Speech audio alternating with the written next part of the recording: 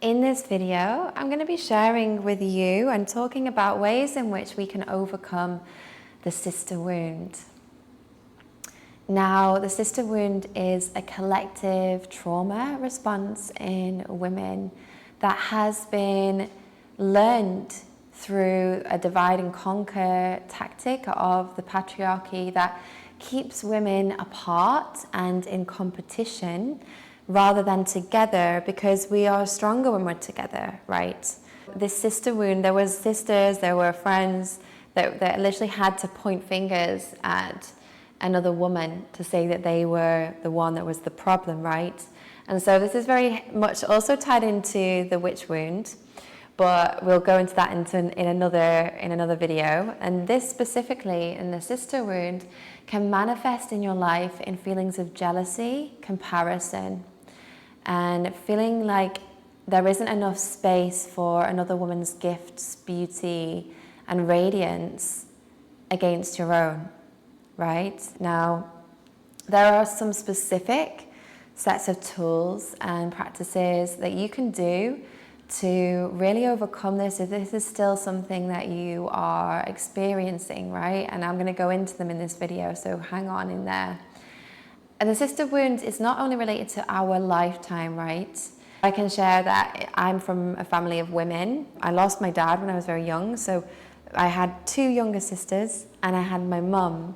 And there was a lot of sister wounding in that space, a lot of competition, rivalry, comparison, and bringing each other down. And that was really difficult for me and took me a long time to be able to relate to women in a healthy, new way. And it's not anyone's fault, it's how we learned. We were literally brainwashed to relate like this in order to survive. So it's not that it's my family's fault or anyone's fault when they're, experiencing this. It's a collective pain body, if you like.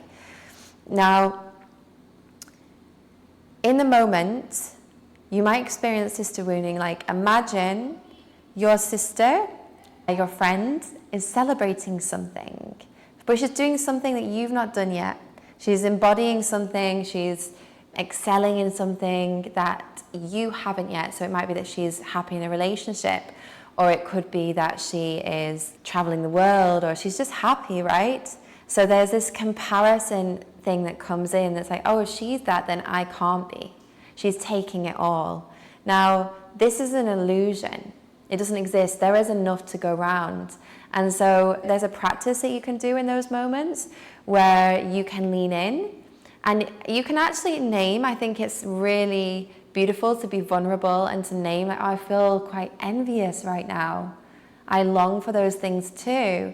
Or you could, then transmute that into inspiration. So in naming what's arising, without knowing that it's shameful or something wrong with it, as in how you feel about it, you can then go into like, thank you for showing me that this is possible. Because when we're around women who are doing amazing things, or they're radiant, or they're super happy in their relationship, it's showing us that we can have that too. And we're the summary of the 5 people that we spend the most time with, And so if you're spending time with women who are really fulfilled and happy in general and authentic and all of those things, then guess what? That also means that you do too. So celebrating your sisters authentically and being honest about your feelings if any jealousy or envy does arise, so that you can stay in complete transparency with your sister, is super important when healing the sister wound. This could be someone who is similar to you. You know about them, they're in your community, and they're doing something perhaps like in the same line of work or whatever, and there's a sense of like, she's doing what I'm doing. We need to compete. I need to be better than her, because otherwise I'm going to be completely exiled and forgotten and rejected. So in those moments, we can transmute competition into collaboration. Now, it's not always going to be like you're going to have a big collaboration with someone who you feel like there's a sense of competition towards, but even if it's just leaning in, right? And leaning into that woman and sending a message saying, well, I really honor your work, thank you for bringing this in. I recognize that we're in the same field, and this is, maybe there's ways that we can support each other. So you're transmuting that competition which divides us, you're leaning in and becoming stronger as an alliance together. Now, this one technique has absolutely opened up so much for me.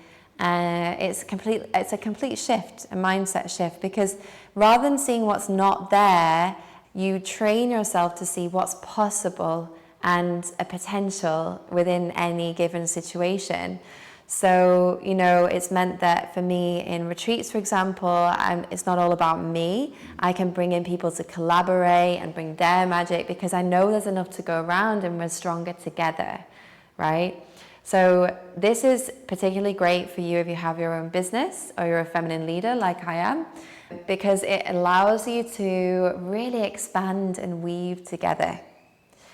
So, and I've given you 2 tips here, I hope that they're helpful, is to transmute comparison into inspiration and celebration.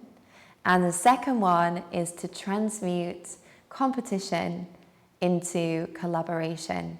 And I'd love to know how these 2 things benefit you in your life, moving through in your relationships with women. And let me know if you want to know anything else on this subject.